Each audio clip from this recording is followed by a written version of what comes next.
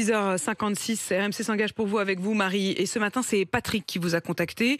Il risque d'être expulsé de son logement parce qu'il n'a pas payé ses loyers. Oui, Patrick a 68 ans, il a travaillé toute sa vie, notamment comme policier municipal dans sa ville à Vincennes. Il y a 13 ans, il loue un appartement à 875 € par mois, mais très vite, il a des gros ennuis de santé, un anévrisme, un cancer. Aujourd'hui, il vit 24 heures sur 24 avec un respirateur.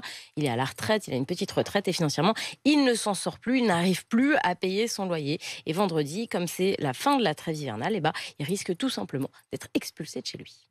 J'ai nulle part où aller, il y a de grandes chances que je me retrouve à la rue. Et si je suis expulsé au 31, je vais me retrouver dehors avec les appareils électriques là, qui sont branchés. Il faut qu'ils soient branchés parce que s'ils ne sont pas branchés, ça ne sert à rien. Et si j'ai pas l'oxygène, 3 heures ou 4 heures après, il n'y aura plus personne, quoi.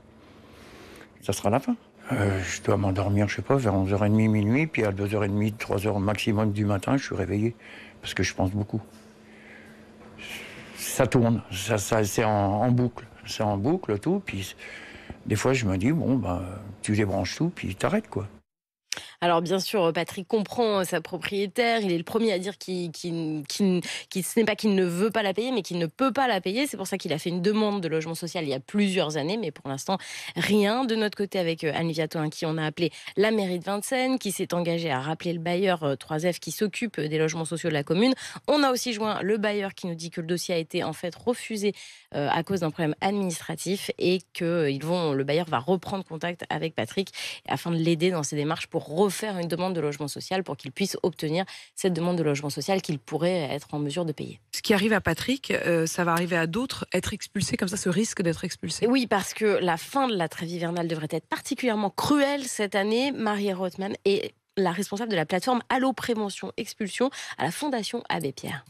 Pendant les années 2020 et 2021, il y a eu moins d'expulsions qu'habituellement. Les trêves hivernales ont été prolongées.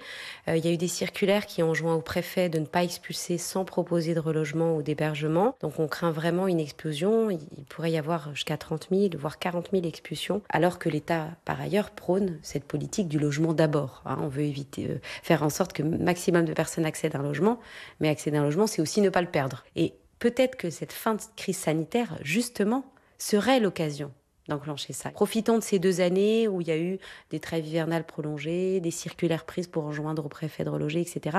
Profitons de ce qui a été mis en place pour replacer la prévention au cœur de l'État. Plus de 30 000 expulsions cette année, ce serait 2 fois plus qu'il y a 2 ans avant la crise sanitaire. Et on pense particulièrement à Patrick ce matin. Comme Patrick, vous n'hésitez pas bien sûr vous contacter Marie et son équipe. Une adresse rmcpourvous@rmc.fr. Et je vous signale bien sûr que toutes les chroniques de Marie Dupin et de Nicolas Poincaré sont à retrouver sur l'application rmc.fr. Il est 6h.